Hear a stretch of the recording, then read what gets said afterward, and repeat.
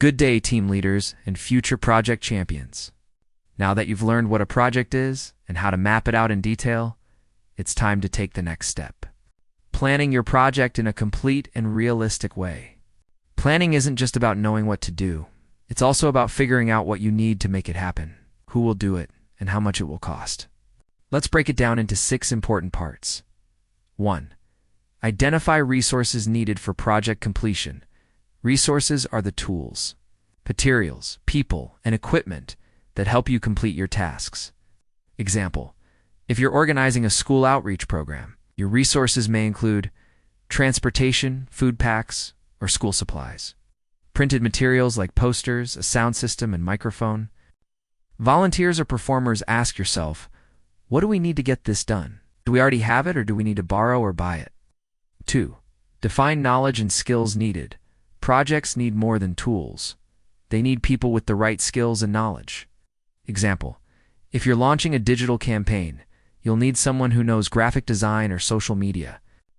For a community feeding, you need people skilled in budgeting, cooking, and coordination. Ask: do we have the skills in our team? If not, maybe you can invite a mentor, ask for help from teachers, or do a quick skills workshop.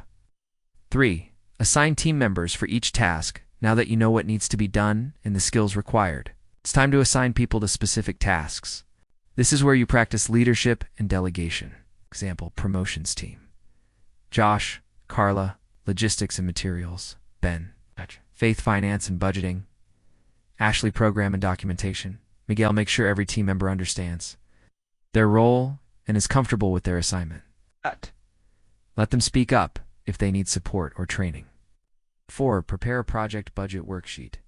Every project needs a budget, even small ones. Create a simple worksheet that includes item name, estimated cost, quantity, total. Example on the screen. Use Excel, Google Sheets, or even paper. Make sure it's clear and updated regularly.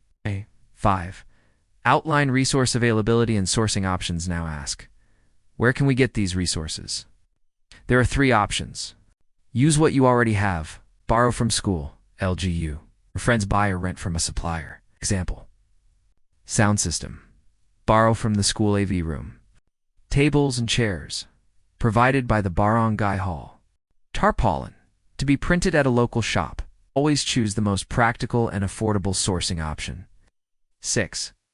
Define sources of funding to minimize cost.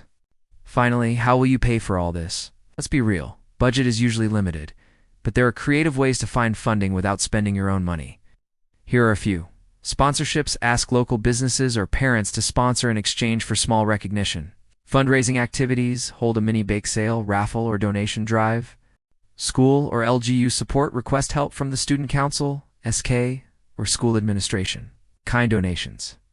Ask for materials instead of money. Remember, the goal is to get what you need while keeping your cost as low as possible.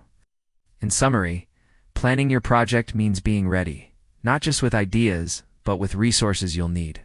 People with the right skills, roles assigned clearly, a well-prepared budget, a strategy to source what you need, and creative ways to raise funds. This is how student leaders, entrepreneurs, and changemakers turn ideas into action, even with limited resources. Final thought: a well-planned project is already halfway done. So plan smart, assign wisely, and stretch your budget, because every peso and person counts. Thank you, and let's continue building great projects with purpose and passion.